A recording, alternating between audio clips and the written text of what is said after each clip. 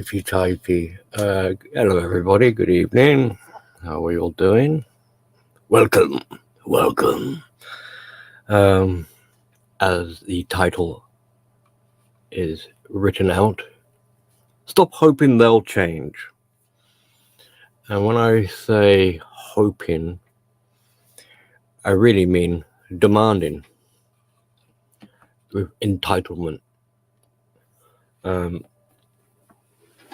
Now, I wanted to make this a bit more scripted and actually like one of my other sort of style of videos where it's pre-recorded and planned out, because it's actually quite a big topic. So I'm ill prepared. I'm kind of flying off the cuff. I've got iffy notes jotted down, so it hasn't really been compiled properly or organized. But there's also with my general style of doing those kind of videos, like a production time scale, and I don't want to sit on it for too long. So another reason why just doing live streams makes it a little bit easier, less daunting headache that's just occupying memory banks, and maybe I'll kind of like re-edit or reformat, take some ideas from this live stream and get around to doing an actual production type style video where it's a bit more thorough in the journey of the rabbit hole, with the psychological and philosophical sort of nuances of looking at things. But we'll try and include that as we go along. So we're going to be taking a look at some lots of people in the chat already. Now, as you should all be aware, I'm terrible when it comes to reading comments and paying attention to what's going on in the chat because I'm too busy in my own head rattling off thoughts. So JR, you were first here. You win a prize. I don't know. Have a cookie. Angler, good to see you. Shinobi won.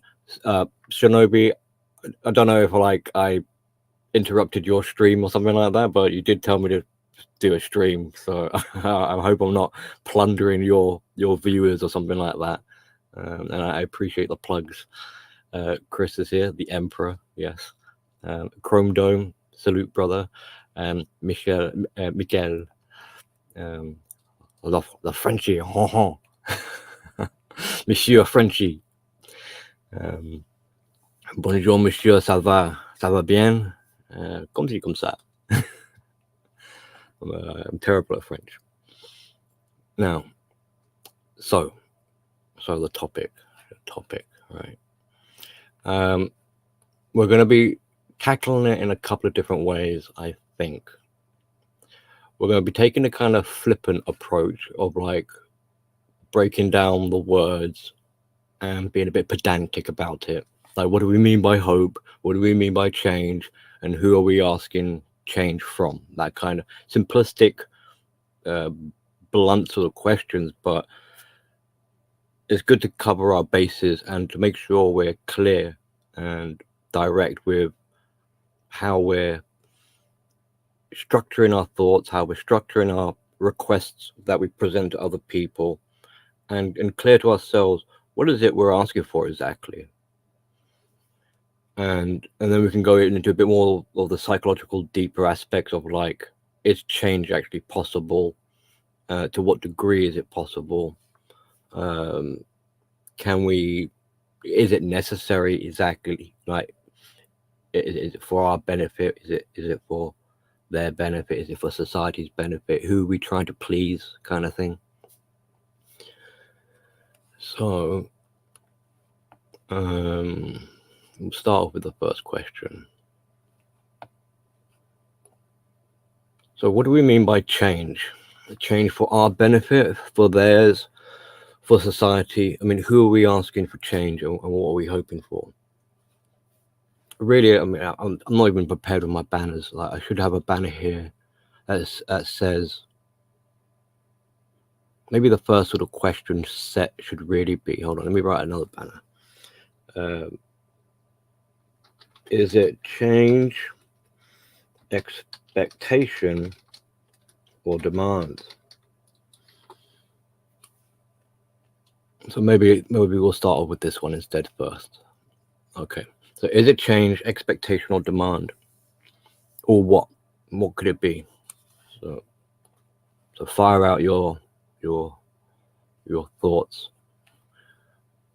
Because you'll probably be thinking to yourselves, well, to what degree, and who am I envisioning while I ask this question? Presumably, and maybe in a somewhat pointing the finger kind of way, when we say like we're hoping for change to take place, we're expecting it externally from other people. It's not often, or maybe it's not as common. Well, it's not in terms of which would you ask other people to change, or would you ask yourself to change? You probably more likely ask other people to change. Why? Psychologically, because it's the easier choice to make, and naturally we tend to do easier things. Asking yourself to change is often a lot more difficult, uncomfortable, frightening, harder, and stuff like that. And you wouldn't particularly vocalize a question of like, or making a point of stop hoping for change. And if you're trying to make self-improvement, I mean, that kind of sort of scuppers your plan of self-improvement, because it's kind of like, damn if you do, damn if you don't, so why should I bother? So then the answer is, well, no change will take place. So some of this conversation will be looking at the external, looking at other people in this regard to like hoping that they will change, or society will change, or the law will change, or relationship dynamics will change, or education will change, or policies will change, or politics will change. You know, there's so many like different ways we could look at things changing, and to what extent and for what gain. Like, why do we want to have this change? And are we willing to accept the answer of no? Because it doesn't seem like people are.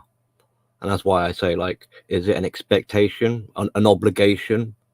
And ultimately, does it become a level of demand or entitlement?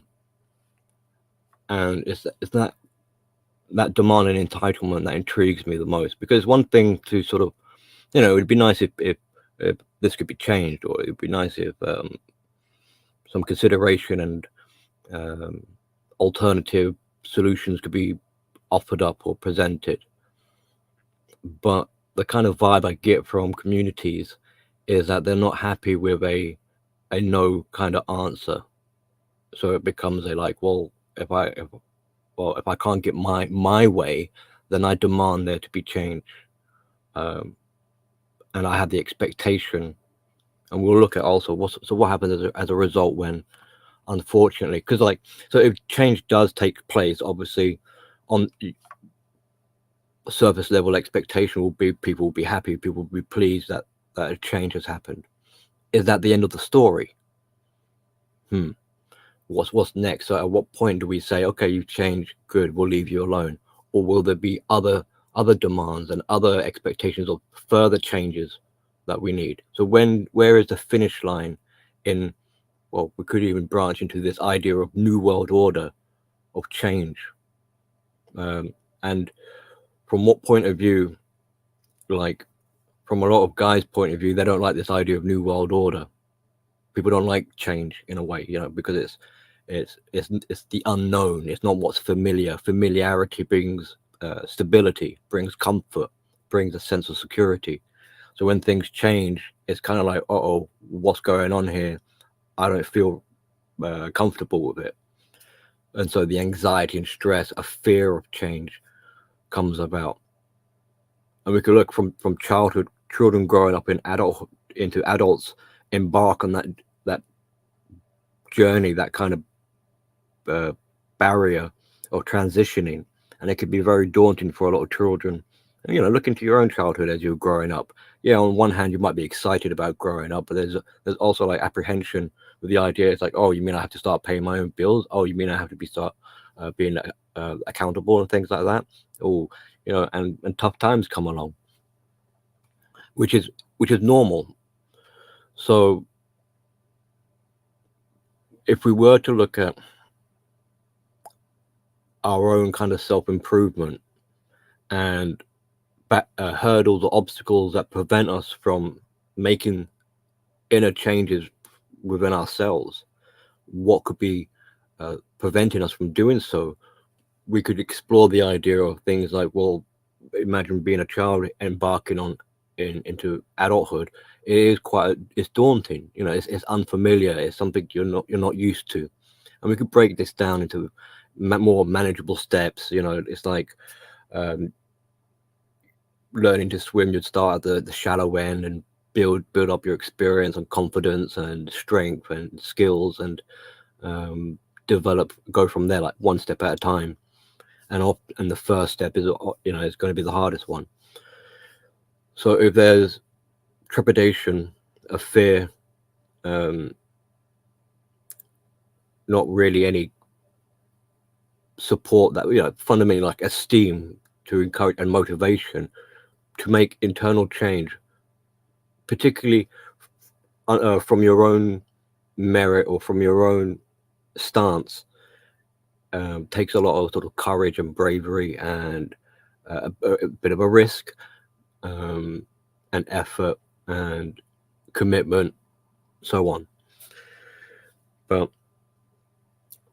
we'll come back to this self-improvement internal world in a bit later on in the conversation. I want to kind of start off mainly with the expectations we have on other people, other communities, other societies, and extrapolate wider into this kind of like, I expect the world to change, and I'm going to be at the center of all this change, and that's what I'm wanting to sort of try and put it in check, like for everyone's sake. You're like,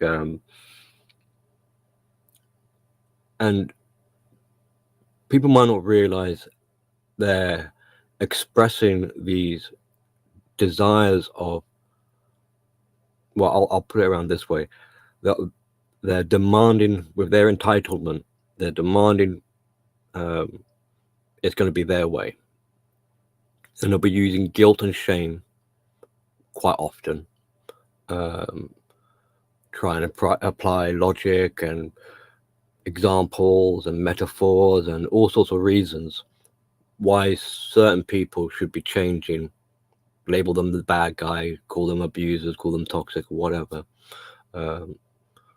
call them numpties and idiots, and you're supposedly the enlightened one, and you know the path and you know the way, and they should listen to you. You are the authority. So we have element of grandiosity and being above someone else who is beneath in your perspective. Is kind of like not towing the line, or they're beneath, or they don't measure up or something like that. So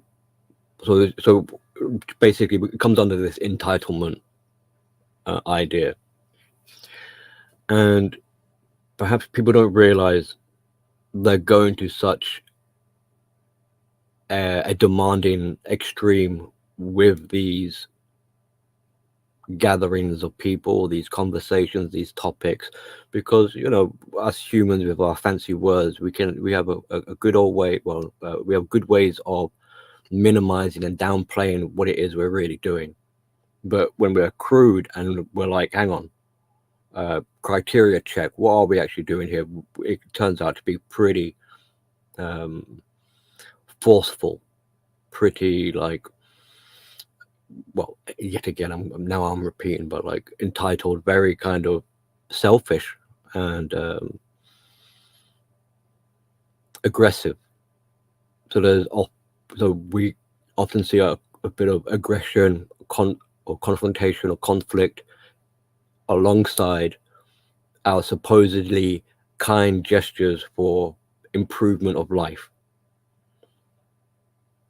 So I'm asking for a bit of honesty here. It's like, where is it a suggestion to tell someone, hey, maybe you need to be doing this, maybe this will help you out? And where does it become a hidden, covert, selfish desire? Because trying to catch yourself doing such a thing, especially if you've got elements of like denial, clouding your lens, or clouding preventing you from realizing that you are being a bit of somewhat of a bit of a hypocrite.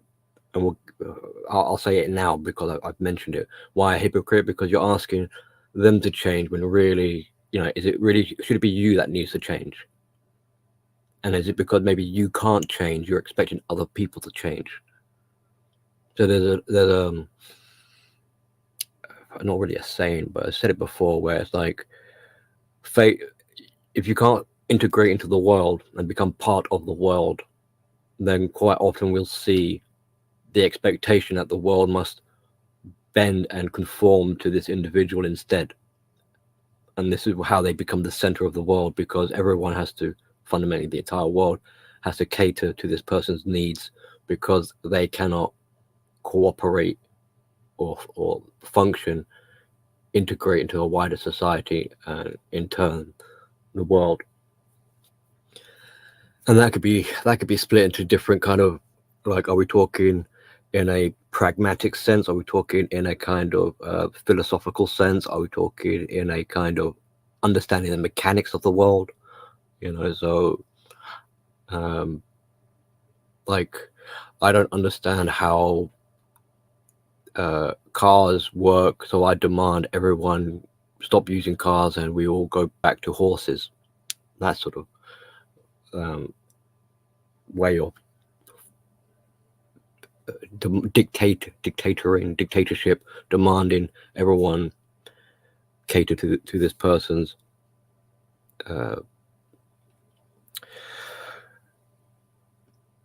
inabilities or lack of functionality. Now, I've just taken it in several different possible directions this conversation can go in, and I've already forgotten. This is why I want to have a proper write it down in a script. So are we, what, so is it, are we asking people to change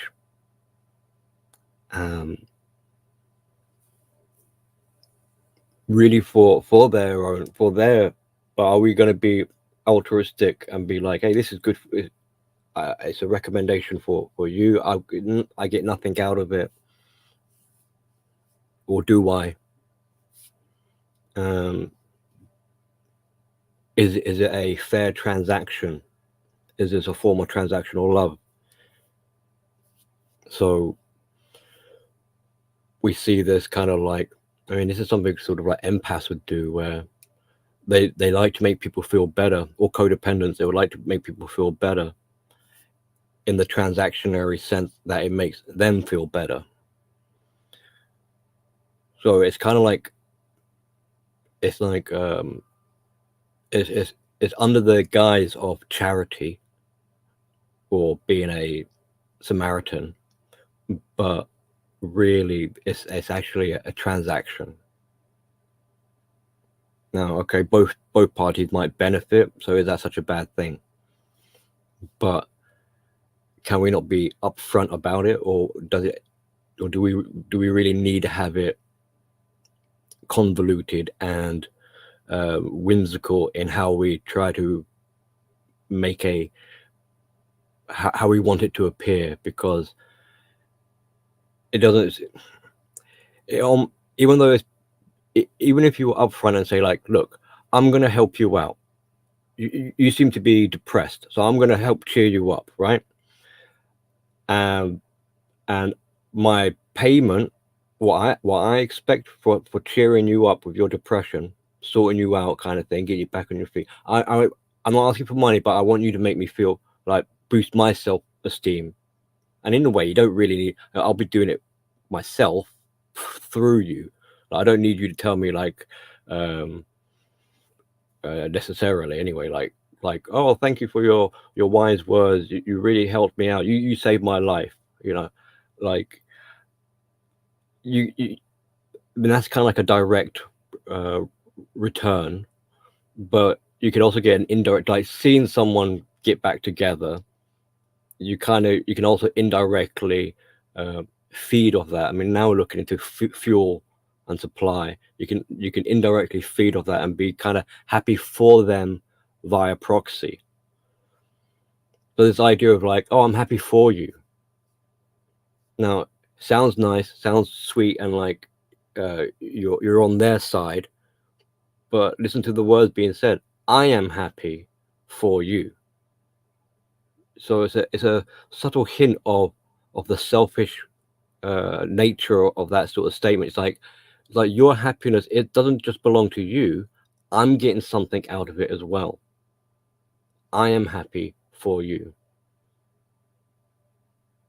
So is that fair? Is that right?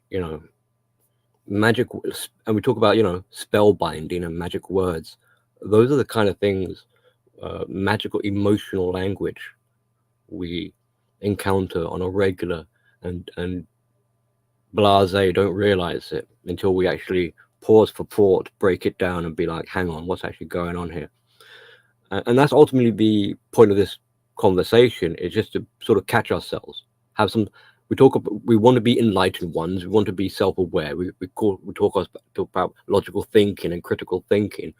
Well, here's a chance for people to be like, hang on, what is it I'm actually doing here?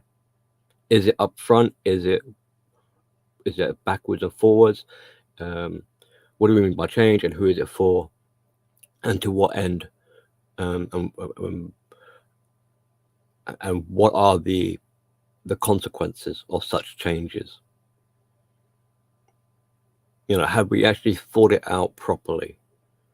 And should we be doing such a thing? Because if you're asking someone else to change, and we can bring up some maybe like hypothetical examples where maybe it would apply and maybe certain things don't apply, or it's a gray area or something. But we're asking for someone to change, like we're making decisions on their behalf. Then are we not also trying to we're taking a responsibility in doing so, but are we passing the buck? It's kind of like, I'm not willing to gamble. I want you to make a change, but I want you to have to bear the risk of it. So if the change doesn't work out, if I'm wrong with my suggestion, I don't want to be held accountable for that. You're going to be held accountable for that, even though I told you that's something you should do. A bit cheeky, isn't it? So when we're offering advice and suggestions, do we need to be a bit more self-aware in what is it we're asking for long term? We might say like, hey, you haven't been working for a long time. I think you need to change and go get a job. Okay, great. Sounds like a good thing. Get money, keeps you busy. Great. What if this job down the road ends up somehow going to an extreme length, kills the person?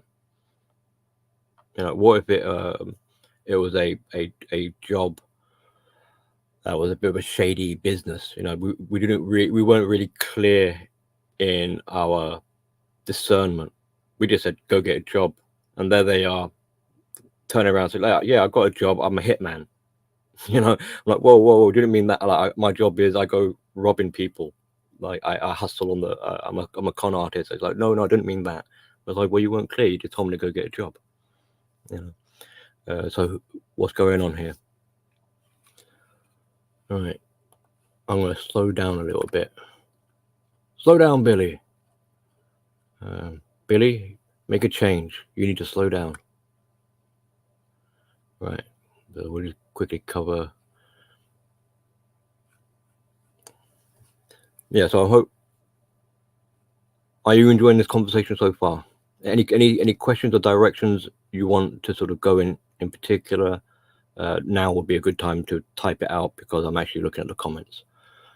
And in a moment, I'll move on to the next sort of banner. I think I've given you guys several things, like food for thought, things to ponder about.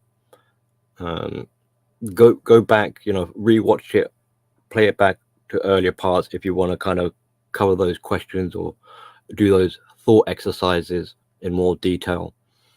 And if later on you want to write things in the comments, go ahead and do so.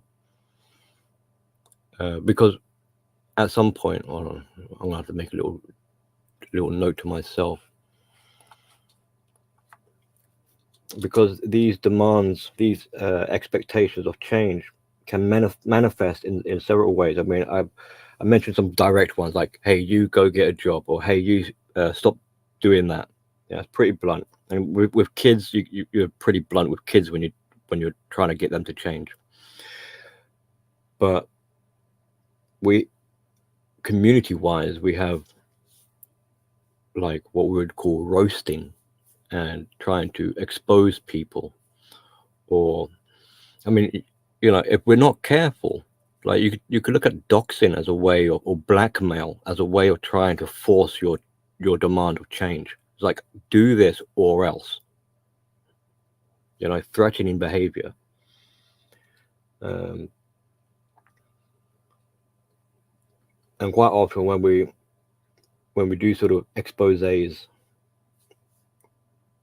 the justification is, well, we're bringing enlightenment, we're bringing education, we're bringing awareness.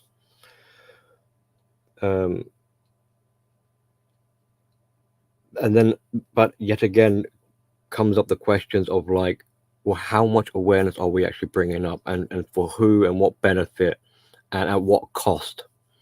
Like, is it right we should fundamentally go to the extent of sacrificing, even if they are a bad person, an evildoer or something like this, or they're misguided, or they're spouting out misinformation, or whatever it is, they're cuckoo bananas or whatever. Is it right to use them as a kind of like sacrificial lamb for other people's education? Some of you may say yes, some of you may say no. I don't know myself if it's the right thing, like to learn from someone else's sacrifice. It's it's just, at least we're thinking, like, at least it's being considered, and we can begin to sort of navigate and find a footing. If we don't ask these sort of questions, then we just meander around like zombies, fundamentally, in this false sense of higher morality. Like, are we really being are we virtue signaling when we use people in sacrificial ways, in so-called in betterment of other people who we don't really know will gain from it? So not only are we having an expectation of our chosen sacrificial lamb, like, we don't like how so-and-so is conducting themselves, so either change or we're going to expose you. And, well, we're going to expose you anyway, probably, for the betterment of other people who we don't even know are going to be that interested in it or will benefit from it. So we're also making a demand on the audience to change in the way of, like, we want you to be more interested in what we are interested in. So all this outward projection, external world, you can see how now the conversation is becoming more like, is it really about ourselves, changes that we want for our own selfish gain in some way? And is it because we lack the ability to change ourselves? So I hope those are kind of like philosophically profound areas to explore. Now I want to cover, before I forget, hold on, let me just sip my tea. Because personalities rarely change, as we should know that, from child development into maturation of the brains and things like that, it becomes more rigid, although there is debate that the brain remains plastic. But in terms of like your fundamentals of morals, principles, values, your personality, etc., it stays quite consistent. So it would take a lot really to make a substantial or significant change in a person's makeup, as it were. So when we say, so are we asking for too much? That's another. That should be a banner. Hold on. Right. Are we asking for too much? Are we asking for too much? So are we asking for too much? And with our high level of demand, like, would we be satisfied with a token gesture of change?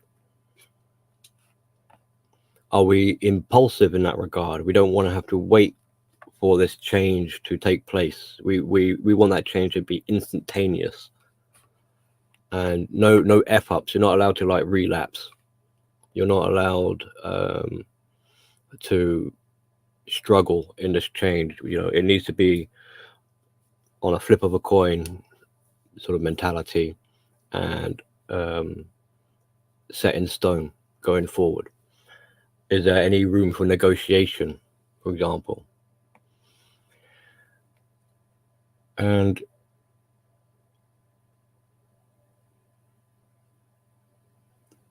so if people, now I'm kind of deviating a little bit. If people are rigid in their personality, in the construction of their mind,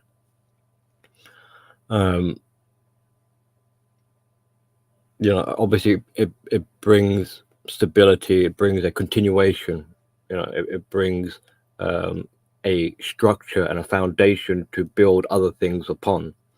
And here you are trying to make a change and you're destabilizing it. They're not going to really like the idea of doing that. So can we perhaps, if we want to encourage change in the hopes of things shifting, should we maybe perhaps try to change our approach? In a way, this could be regarded in the category of manipulation. Should we manipulate someone to change? Not maybe in a bad light. You can have positive manipulation. It's just generally it has a negative connotation attached to it, but you can, in a positive way, without malice intent, manipulate. Eat your vegetables. It's good for you. Okay, so that's a very mild form of manipulation, like bribery. So from blackmail, we have bribery. Quite a tricky little path we're venturing on with this conversation. We're stepping into all sorts of fields here,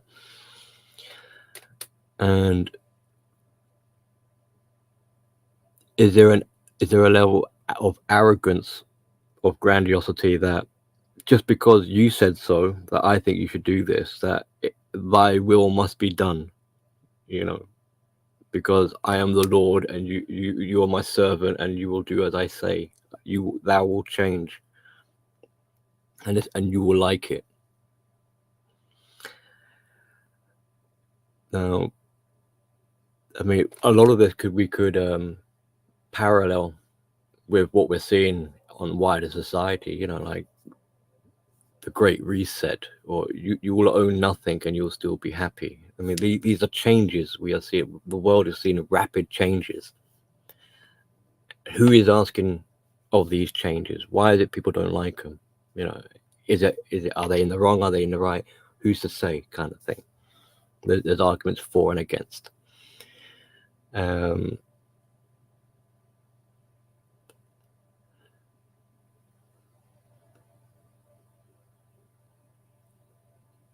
from their point of view, do they feel like they need to change? And if we're, as you guys know, I love sort of looking into the narcissistic direction of things. From a narcissist point of view, they're not doing anything wrong. They're not the problem here. You are. You and your silly demands of change. So you see how we've got like two sides of the argument. And the narcissist, it chooses to be that way. And they're unable to be any other way. They're a surviving machine that's been hardwired in such a way or programmed that with no override capabilities, they're unable to change. And they're not going to do so just because you told them. That would be handing their desperate need of control over to you. Why would they do that? You're being absurd, preposterous to think they're going to change just because you say so. And even if you show them examples, evidence, you go through exercises with them to show them of consequences, you link them videos, multiple people are telling them, they will not change. And this brings into a new area of discussion. Why is that so difficult for people to understand? And in the description, I wrote it down as, why is it you keep trying to put a square peg in a round hole? Now, a lot of guys are looking at women recently, and it's like, you women are this, you women are that, as if they are going to wake up, as if they're going to be like, oh, thank you for telling me this. Yes, you're right. I'm going to change. Silly me. Where were you all along, kind of thing. No, they're not going to change. Why would they? And it doesn't matter if it failure upon failure after failure. I mean, look what's going on with Amber Heard. Sore losers. They're not going to change. There is no cure for narcissism. To change them is to kill them. So we can expect it to continue. We can expect, I tell a lie. There is a change. The change is it'll go to worse. We're expecting a positive change. Well, sorry, that's not going to happen with a narcissist. There is a change. They get worse. And that's what we can expect to happen. By design, by engineering, by definition, by hook and crook, that is how it's going to go. And there are multiple layers and reasons why this would take place. This isn't some kind of prediction. It's actually like there is reasoning why this would happen.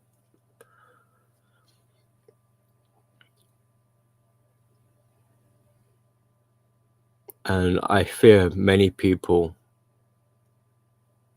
that we expect to change, toxic people, abusive people, things like that, have high levels of narcissistic traits embedded in their psyche, which is a huge problem if you're going to be wanting things to change, and especially for the better. Another point I'll make about this is that I don't like to dehumanize people in such a way and say like they're evil, they're inhuman, they are soulless. They are people. They're just severely stunted, severely traumatized, severely suffering, whatever, however you want to look at it. But in many ways, we and them are not the same species. So, like the analogy of the square peg and round hole, I mean, we can logically see it's clear. It's like, yes, it's not going to work. So why is it we can't see that same thing happen with abusive people? We have this kind of, and those who are from survivor type communities, or those who have research into narcissism, will know about things like rumination, about the trauma bond. Why is it so that, for all intents and purposes, the person you are trying to communicate with is pretty much the devil, and yet for some reason you think you're going to be able to get through to them? I mean, to make that make sense. And that goes back to, so what's the answer here then? That goes back to your own reasoning, your own prerogatives. Why is it important for them? Why is it important that the devil, who is hell-bent on destroying you, change their ways to make you happy? To tell you, is it because you want to hear them say, I'm sorry? I mean, why do you need to hear that from them? So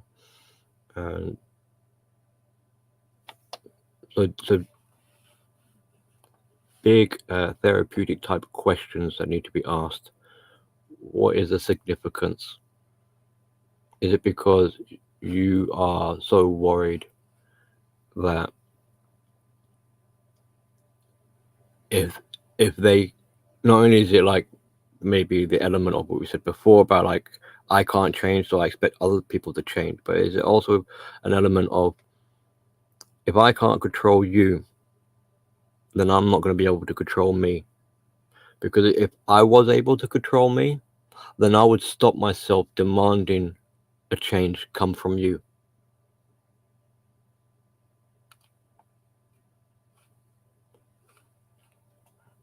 Isn't it interesting how we can sort of like spin things around? But in this case, we're spinning it around to hold ourselves accountable for our own behaviors and subconscious desires. And in part, this is a little bit venturing into shadow work, to ask ourselves uncomfortable questions of what we're really up to, and who are we trying to deceive.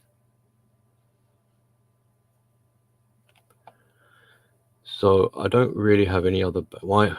What do we mean by change? Yeah, I mean, I suppose. Let me just go through these banners again quickly, and then I'll look at the comments. So what do we mean by change? Is it for our benefit? Is it for theirs? For society? Yeah, maybe this would need some examples to go with it, so that we can clarify. And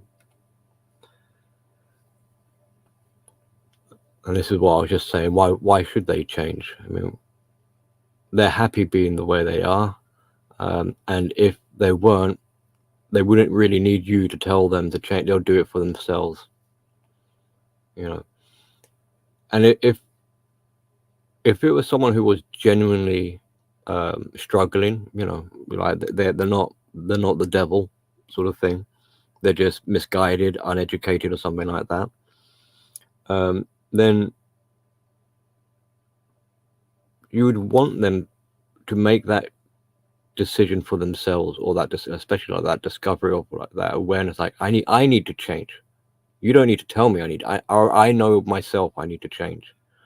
Because when you tell someone, hey, you need to change, you're not only are you that problem of that responsibility thing, like what if it backfires, but you also take away, you cheat them of their victory.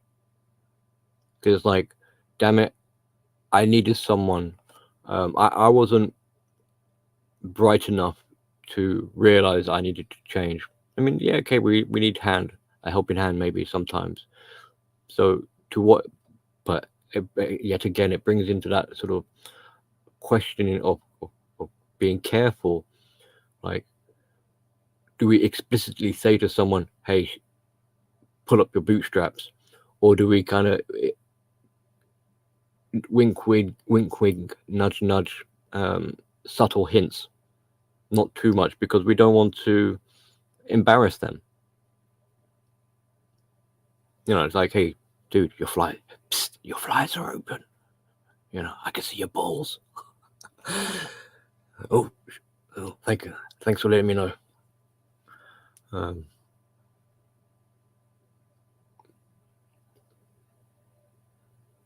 There's something else I was going to say about expecting them to change. Okay, let's have a quick look at the chat. Apologies again, people, for my slow. As usual, no mushrooms. Hold on, how far back do I need to go? Right, expectations lead to disappointment. I see, by Mr. Hemi. Okay, well, bingo. So look, what's the problem with expectations? There we are. So Mr. Hemi's answered us. He read my mind, and he answered before I even put the banner up. TNFS is built by design to crash the economy for their master plan to control the world. Yeah. What was I going to say about the problem of change? When things change too much or too rapidly, so there's an element of control. It becomes a control issue. And I think Angler, I think you said it earlier in one of your videos about the male suicide rate is rocketing, is soaring high.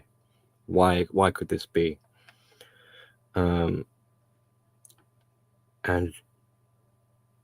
when there is so much change, particularly at the behest of other people, you know, so you lose your self-governance, you lose your autonomy, you lose control of yourself as well as the environment and situations you find yourself in.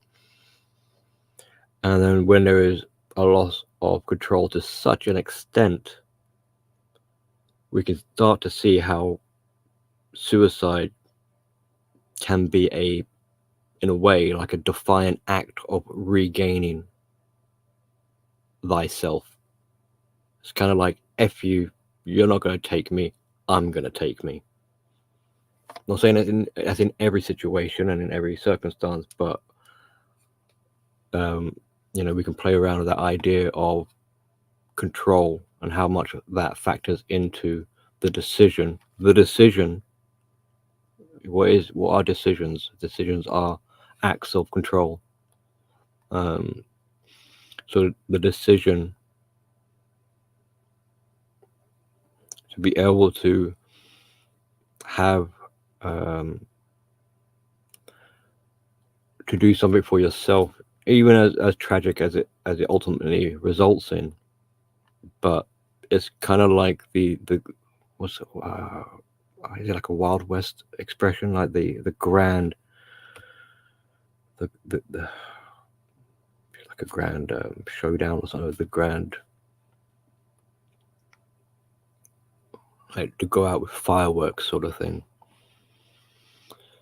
So they're okay, we go back to the comments. They're psychopath who want to control the world. Okay, you can't fix them. No, you can't fix them. And there's also another problem with trying to fix them.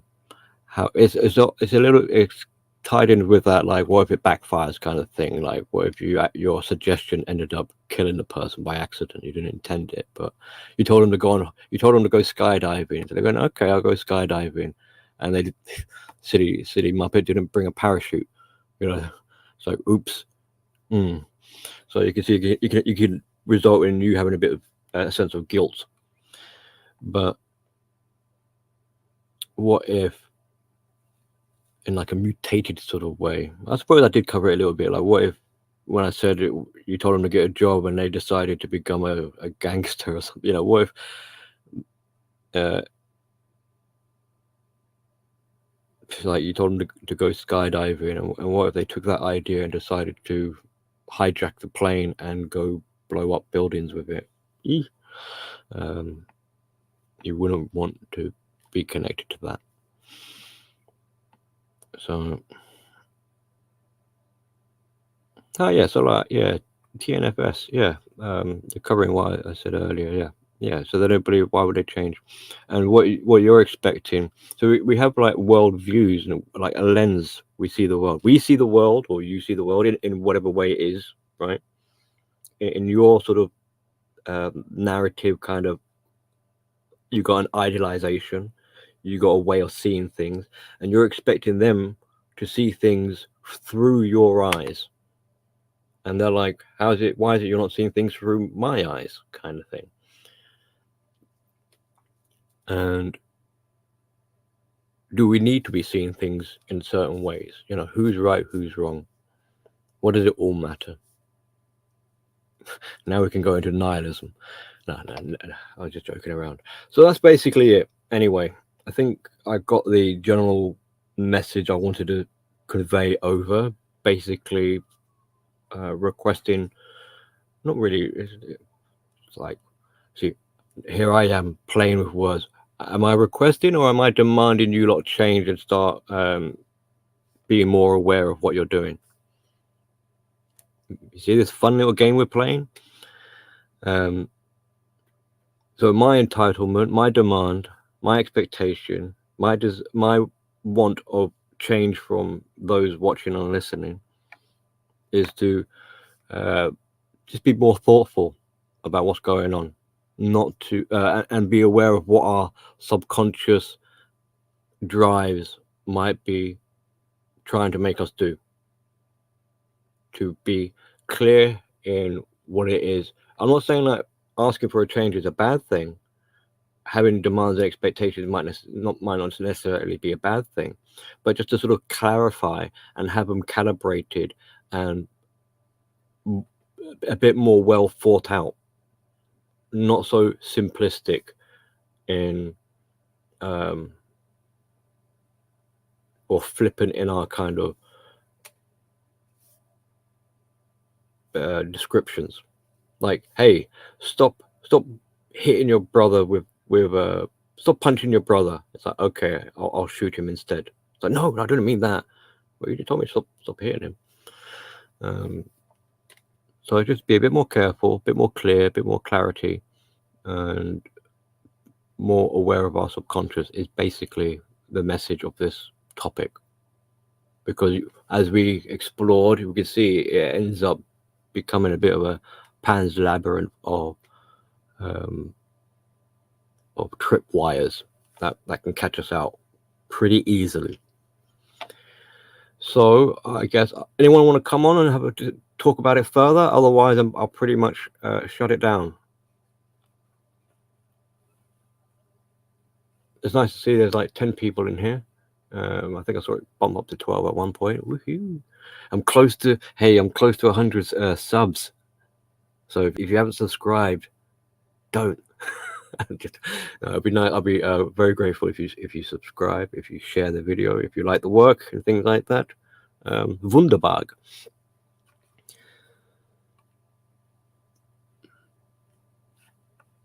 So I'll put a call out. How do I do this? Anyone know how you pin messages to the top of the chat bar? Because I'm not sure how you do that. So there's the link for StreamYard. I'm going to give you like, wait. I've got a banner in, pre-advanced banner. Here we go. Right, 2 minutes and this stream will close down. So what time will that be? Okay. There we are. A little heads up. So roll up if you're going to get in, kind of get in quick. No dilly-daddling. What's the word? Anyway, in other news, what's been going on? I went to the school. I participated in a school trip to the library. My kid was overjoyed, too excited. As a result, couldn't really concentrate. He's like, look, everyone, it's my dad. I'm like, hello, everyone. It was interesting seeing the kids. All right bunch, I suppose. Daydream. A lot of them seem to be a bit daydreaming.